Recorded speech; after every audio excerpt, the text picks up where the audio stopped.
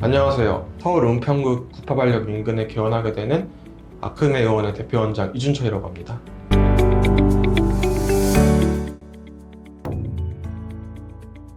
첫 필러를 받았을 때는 그렇게 많이 어색한 경우는 너무 과한 용량을 한 게 아니라면 거의 없을 거예요. 근데 필러를 채우는데 조금 지나가 보니까 좀 꺼져 보이고 또 재시술을 받고 이런 과정을 반복하다 보니까 어느 정도 결국에 좀 부어 보이거나 더 무거워 보이거나 또 꺼진 부위는 그대로이거나 그렇게 얼굴형이 변해가는 경우가 있어요. 그럼 좀 확인해 봐야 될 게 있습니다. 비교적 많이 하는 팔자 필러를 한번 예를 들어 볼게요. 팔자 주름 선을 따라서 이제 볼륨 필러를 넣어 놨어요. 근데 몇 주 지나니까 또 팔자가 보이고 선이 좀 그어가 보이고 그런 경우가 있어요. 물론 이제 붓기가 진짜 빠지고 이제 필러가 분해가 돼서 빠졌을 수도 있겠지만 되게 많은 경우에는 제 경험상 팔자 주름 바깥에 있는 이 팔자 지방선에 지방 볼륨에 퍼져 있는 경우가 되게 많아요. 몇 주 지나고 나서 꺼졌다고 다시 또 재시술을 받으러 갔을 때 또 채워 넣으면은 이 과정이 계속 반복되는 거예요. 그래서 필러를 재시술을 받을 때 가장 중요한 게 이동에 대한 평가를 먼저 하는 겁니다. 진짜로 그 부위가 볼륨이 빠진 건지 아니면 다른 부위로 이동해 있어서 오히려 팔자 같은 부위를 짓누르고 있거나 얼굴을 무겁게 만들어 보이고 있진 않은지 그걸 먼저 평가를 하고 녹일 부위는 빨리 녹여버리고 이동을 평가하고 기존의 필러를 제거를 하고 다시 채울 때 이동을 좀 최소화하거나 안 시킬 수 있는 스킬을 가진 의사에게 받는 게 중요할 것 같습니다.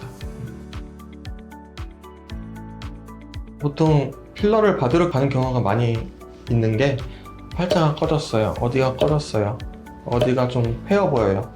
이래서 이제 필러나 아니면 콜라겐 부스터, 바이오 스티뮬레이터라고 하죠. 주베르비나 스컬트라 레디어스 같은 그런 시술로 많이 찾아오시게 되세요. 근데 그 꺼짐 자체가 문제인 건지 아니면 얼굴 전체적으로 처져 보이는 건지 어두워 보이는 건지에 대한 평가를 먼저 해야 되고요. 꺼진 부위를 채웠을 때 얻을 수 있는 이득이 뭔지 먼저 평가해 보는 게 좋을 것 같습니다.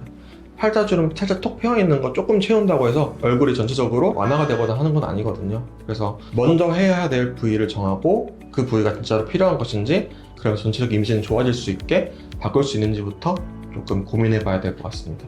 그런 방향성을 제시할 수 있는 의사나 이제 성남실장님이랑 이야기를 먼저 해보고 시술을 진행해야 되겠죠. 요즘 이제 레디어스, 주베룩, 스컬트라처럼 콜라겐 부스터 알려져 있죠. 바이오 스티뮬레이터라고 하는데 관심도가 좀 높아지고 있어요. 이제 피부결이나 톤, 컨디션을 좋아지게 하는 스킨 부스트 역할도 할 수 있고 또 약간의 볼륨아이징 역할도 좀 동시에 해줄 수 있는 시술이고 또 한 번에 올라오는 볼륨의 양 자체가 필러보다 적으니까 좀 자연스럽다는 이유로 만만하다, 그래서 가볍다 이런 느낌으로 많이 받으시는 것 같아요. 근데 하지만 이 시술들도 결국에는 필러를 잘하고 많이 해본 의사가 콜라겐 시술도 잘한다고 생각해요. 콜라겐 부스터는 이제 새로운 조직을 만드는데 염증이라는 과정이 포함되거든요. 그 염증 반응이 인체에서 감당 가능한 반응이고 이게 회복되는 과정에서 신생 조직이 만들어지는 거기 때문에 그래서 원하는 위치에 잘 자리 잡으면 콜라겐이라고 부를 수 있겠죠. 근데 사실상 팔자 필러 퍼진 것처럼 말씀드린 것처럼 원하지 않는 부위에 뭔가 그런 물질들이 만들어졌다면 그건 사실 흉터 조직, 그냥 이물 반응이라 생각하면 돼요. 원하는 위치에 잘 디자인을 잘 잡고 그 디자인한 위치에 잘 넣을 수 있고 이동하지 않을 수 있는 스킬을 가진 의사에게 받아야 되고 원치 않는 부위에 생기게 되면은 그것도 결국 이제 필러가 퍼진 것처럼 어색한 얼굴이나 좀 부자연스러워 보이는 얼굴, 좀 무거워 보이는 얼굴을 만들 수도 있기 때문에 가볍고 쉬운 시술로만 생각하는 건 좀 아닌 것 같아요. 네, 그 볼륨아이징을 통해서 얼굴형을 만들어갈 때 제가 제일 중요하게 생각하는 세 부위 정도가 있어요. 바로 이제 관자랑 악광대, 하관 쪽, 턱끝이랑 턱선 마리오넷 쪽이에요. 이제 먼저 관자를 먼저 설명드리면 관자는 동양인에게 있어서 쉐입적인 측면에서 되게 좋은 부위이기도 하고 리프팅 관점에서도 되게 좋은 부위예요. 우리 얼굴에서 측면 쪽은 거의 대부분 굉장히 강한 얼굴의 지지대 역할을 하는 부분들이거든요. 볼륨을 통해 리프팅을 한다는 거는 이제 볼륨에 의한 텐팅 효과. 우리 텐트 칠 때 위쪽은 딸려 올라가면서 아래쪽도 같이 딸려 올라가는 효과를 주잖아요. 그런 효과로 옆에 있는 조직들을 끌어올리기도 하고 지지대를 직접 강화시키기도 하면서 리프팅 되는 원리고요. 또 쉐입 측면에서도 동양인은 광대가 톡 튀어나와 있고 관자는 내치고 누워 있고 옆볼도 훅 들어가 있는 광대가 강조될 수밖에 없는 얼굴형이 많을 거예요. 그런 얼굴형에서 구렛나루부터 위쪽 두피까지 뻗는 라인을 조금 위로 뻗게, 내치기 아니라 위로 뻗게 만들어주면은 얼굴형 자체도 전체적으로 리프팅돼 보이고 광대 부각이 많이 줄어들게 되겠죠. 이제 다음은 악광대인데요. 흔히 이제 수프라고 말하는 악광대의 깊은 지방층이 있습니다. 요쯤 이렇게 눈뼈를 둘러싸면서 있는데요. 이 지방층은 중안면 전반의 지지대라고 보면 될 것 같아요. 여기가 부족하게 되면 중안면이 아래로 처지기도 하고 상대적으로 아래쪽 볼륨이 강조되면서 팔자가 눌려 보이거나 얼굴이 길어 보이기도 해요.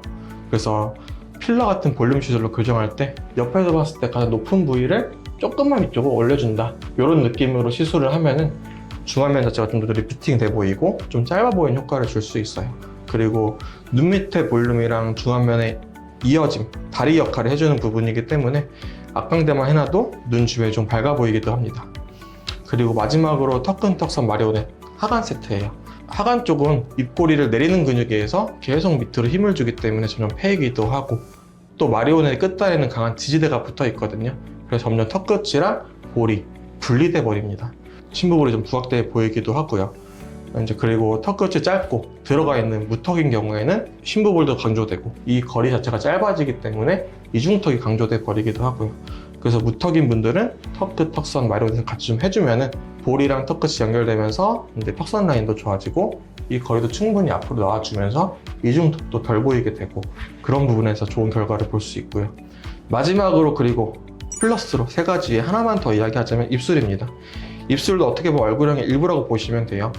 입꼬리가 점점 내려가고 볼륨은 잃고 아주 말려 들어가면서 우리 얼굴은 인중이랑 턱끝이 길어지게 되죠. 입술을 교정하게 되면 얼굴 비율도 좋아지고 중안면이 짧아 보이거나 아래로 처져 보이는 것도 좀 막아볼 수 있다, 좋은 결과를 얻을 수 있다 생각하시면 될 것 같습니다. 흔히 보통 필러를 맞는 큰 이유 두 가지 정도 있죠. 눈밑 필러, 눈 주변이 꺼져 보여서 눈밑 필러를 맞고 싶어요. 근데 요 눈밑 고랑이란 구조가 피부에서부터 뼈까지 끌고 들어가는 강한 인대가 붙어있는 부위예요. 깊게 들어가는 순간 눈밑 지방 쪽으로 볼륨이 이동할 수도 있어요. 근데 눈밑 지방 쪽에 볼륨이 들어가게 되면은 눈이 부어 보이거나 특절 안화가 좀 튀어나오거나 눈밑 지방이 많은 상태처럼 생길 수가 있거든요. 그래서 이쪽은 결국에는 피부 아래에 있는 아주 얇은 공간으로 볼륨을 넣어서 교정을 합니다, 저는. 근데 이런 경우에는 눈밑 고랑만 교정하는 것보다는 악광대를 먼저 해야 되는 경우가 더 많긴 합니다. 눈 밑에 있는 지방이나 중안면의 볼륨을 이어줘서 이 단차를 좀 줄여줘야겠죠. 그리고 나서 디테일한 부분을 채워주는 게 좋습니다. 눈밑 필러를 하러 오신 분들은 악광대를 먼저 권유드리는 경우가 더 많긴 합니다. 다음으로 이제 팔자가 있어요. 팔자 지방층 자체에는 많은 볼륨의 필러가 들어가면 안 됩니다.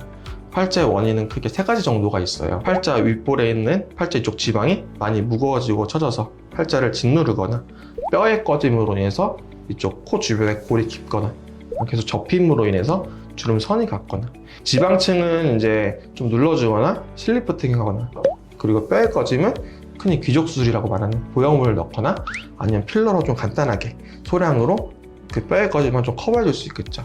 마지막은 이 주름인데, 이 주름 채우자고 그 중간 지방층에 많은 필러를 이렇게 넣게 되면은 이동을 많이 하게 되는 거예요. 그래서 팔자가 꺼졌다고 해서 마냥 필러를 다 채워야 되는 게 아니고, 골이 꺼졌는지 주름이 꺼졌는지 아니면 지방층이 너무 무거워지고 내려왔는지를 잘 구분해서 시술이 달라질 수도 있어요.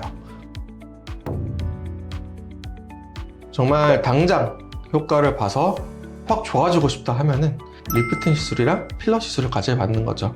볼륨화이징 할 수 있는 시술 중에 가장 간단하고 빠르게 효과를 볼 수 있는 건 필러이기 때문에, 그리고 필러에는 어느 정도 리프팅 효과도 있기 때문에 필러 시술을 제일 추천드릴 것 같고요. 그리고 제가 노화 방지 측면에서 제일 추천드릴 수 있는, 그리고 가성비도 좋은 시술은 그냥 국산 보톡스예요. 오랜 시간 동안 임상적으로 증명된 노화 방지 시술이거든요.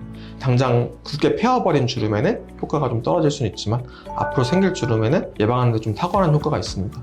효과도 확실하고 가격도 이제 한국에서는 그렇게 비싼 편도 아니고, 그 한 달에 한 번씩 내원해야 되는 것도 아니고 1년에 3-4번 정도 맞아도 되니까 가성비 좋고 내원횟수 적은 시술로는 보톡스를 꼽을 것 같아요.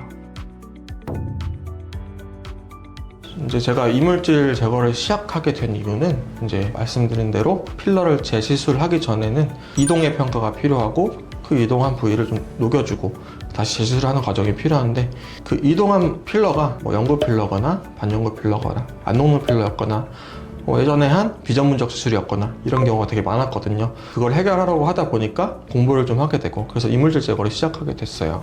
이물질 제거는 수술적으로 해야 되는 경우도 있지만 처음에는 비수술적인 방식으로 먼저 권유를 드립니다.